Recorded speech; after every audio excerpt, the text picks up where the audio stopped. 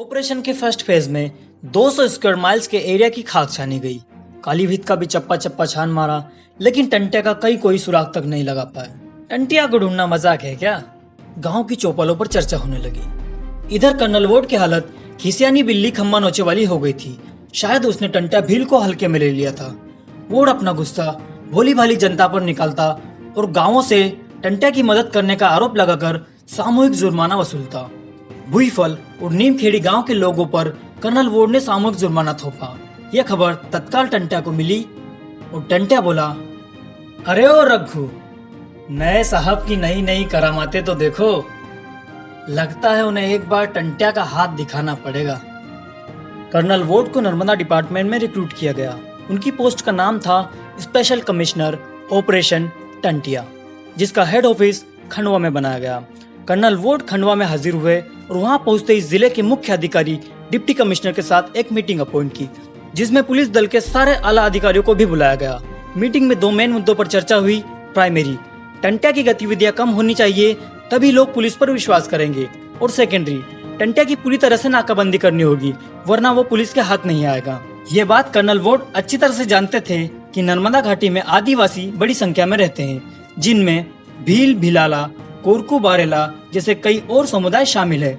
वे टंटिया की हर तरीके से मदद करते हैं। कर्नल वोड ने इन भोले भाले लोगों के खिलाफ छोटे बड़े अपराध दर्ज करने के आदेश दिए, ताकि लोगों में पुलिस का डर बढ़ सके। कर्नल वोड का यह शिकंजा कसता चला गया। कोई आदिवासी सूर्यास्त के बाद बाहर दिखाई दे तो उसे गिरफ्तार कर लिया जाता। अगर कोई बाहर का आदिवासी गांव में आए तो पहले पटेल के पास नाम पता दर्ज करवाने जाना पड़ता। कर्नल वोड ने चीफ कमिश्नर को एक विनती पत्र भेजा, जिसमें मध्य प्रांत और बेरार, जिसे वनहाट भी कहते हैं, जो आज का महाराष्ट्र है, इन जगहों से भारी मात्रा में पुलिस फोर्स बुलवाई और उनको खंडवा, बैतूल और होशंगाबाद में रिक्रूट किया गया। इन जिलों का आलम कुछ यूं था कि यहाँ के हर गांव में एक अस्थायी पुलिस थाना बनाया गया, जो तंबू में संचालित होता था। ऑपरेशन को और तेज गति देने के लिए नर्मदा डिपार्टमेंट में ब्रिटिश कमिश्नर को रिक्रूट किया गया। उधर बंबई से ब्रिटिश इंस्पेक्टर खंडवा में प्रकट हुए। ऑपरेशन टंटिया की तैयारी का पूरा मसौदा तैयार कर लिया गया। आम जनता में दहशत का माहौल बना दिया गया। अब समय था ऑपरेशन को अंजाम देने का। ऑपरेशन के फर्स्ट फेज में 200 स्क्वायर माइल्स के एरिया की खाक छानी गई। काली भीत का भी चप्पा चप्पा छान मारा, लेकिन टंटिया का कोई सुराग तक नहीं लगा पाया। टंटिया को ढूंढना मजाक है क्या? गांव की चौपालों पर चर्चा होने लगी। इधर कर्नल वोड की हालत खिसियानी बिल्ली खम्मा नोचे वाली हो गई थी। शायद उसने टंटिया भील को हल्के में ले लिया था। वोड अपना गुस्सा भोली भाली जनता पर निकालता और गांवों से टंटिया की मदद करने का आरोप लगाकर सामूहिक जुर्माना वसूलता। भुईफल और नीमखेड़ी गांव के लोगों पर कर्नल वोड ने सामूहिक जुर्माना थोपा। यह खबर तत्काल टंटिया को मिली और टंटिया बोला, अरे ओ रघु, नए साहब की नई नई करामातें तो देखो।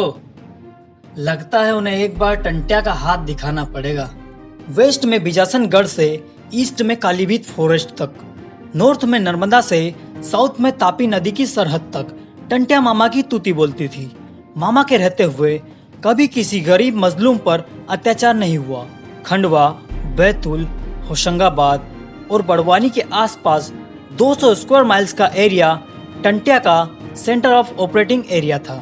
टंटिया भील का एक शातिर स्पाई नेटवर्क था, जिसके जासूसों की पहुंच गांव की चौपालों से लेकर होलकर के राजवाड़े तक थी।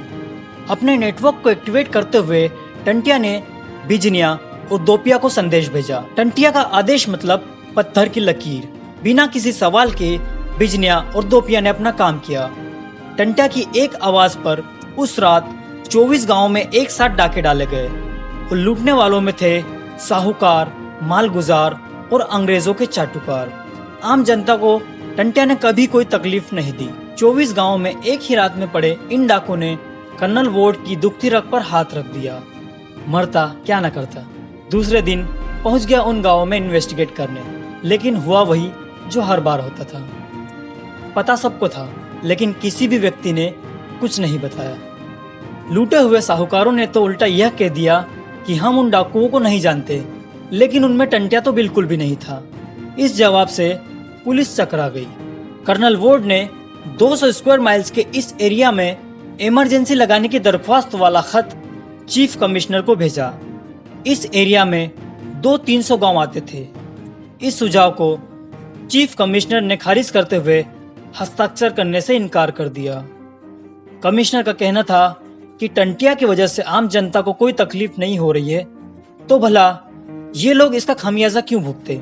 उल्टा कर्नल वॉर्ड को फटकार पड़ी कि आप अपना काम ढंग से कीजिए, catch the dacoits as soon as possible. अब कहानी में एक नया मोड़ आया। ब्रिटिश इंडिया के तत्कालीन गवर्नर जनरल ने वॉर्ड को तुरंत भोपाल हाजिर होने को कहा। वहां वॉर्ड की मुलाकात सर लोपेल ग्रिफिन से हुई। अब ग्रिफिन के बारे में भी जान लीजिए।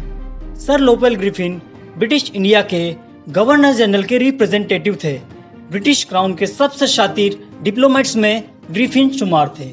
चलिए अब ऑपरेशन को आगे बढ़ाते हैं। टंटिया को पकड़ने की नाकाम कोशिशें हर कोई कर चुका था। अब बारी थी लोपेल ग्रिफिन की। पोस्ट संभालते ही ग्रिफिन ने टंटिया पुलिस नाम की एक इंडिपेंडेंस पुलिस फोर्स बना ली, जिसमें मिडिल इंडियन प्रोविंस की खास बटालियन के 15 सोल्जर्स, होलकर रियासत आर्मी के 60 जवान, रिसाले के 13 घुड़सवार और इंदौर दरबार के खास रिसाले के 7 ऑफिशियल्स को रिक्रूट किया गया। इस फोर्स का नेतृत्व रिसालदार मेजर श्री प्रसाद को देते हुए खंडवा के लिए रवाना कर दिया। श्री प्रसाद ने नागपुर हेड ऑफिस से संपर्क किए बिना ही अपना काम शुरू कर दिया। इससे खंडवा के अधिकारी भी उलझन में पड़ गए। वो भी क्या कर सकते थे। श्री प्रसाद का सहयोग ना करे तो गवर्नर जनरल के आदेश की अवहेलना। बहरहाल ऑपरेशन के इस पड़ाव में मेजर श्री प्रसाद ने कई पुलिस चौकियां स्थापित की। महीनों तक 200 स्क्वायर माइल्स के एरिया की खाक छानता रहा, लेकिन टंटिया तो दूर उसके एक साथी को भी पकड़ नहीं पाया। टंटिया मामा की गतिविधियां ज्यों की त्यों चलती रही। हर बार की तरह श्री प्रसाद घटना स्थल पर जाता और खाली हाथ वापस आ जाता। ब्रिटिशर्स द्वारा एड़ी चोटी का जोर लगाकर चलाया गया यह ऑपरेशन बुरी तरह से फ्लॉप रहा और भारत का रॉबिन हुड टंटिया भील उसी तरह से जंगल में आजाद शेर जैसे घूमता रहा, साहूकारों को लूटता रहा और लूट का सारा माल गरीब असहाय लोगों में बांटता रहा। अंग्रेज सेना चमका, अंग्रेज सेना चमका, याद कर पलमयाई धमका, याद कर पलमयाई धमका। अरे खुल्लो बेचे लेंगे बाप थारो टंटियो यो चलो रे वो बाप थारो टंटियो यो चलो रे वो बाप थारो टंटियो यो चलो रे बाप थारो टंटियो यो चलो रे बाप थारो टंटियो यो चलो रे बाप थारो टंटियो यो चलो रे। और भी न समाज को बेटो देश पर जान लुटाई गए।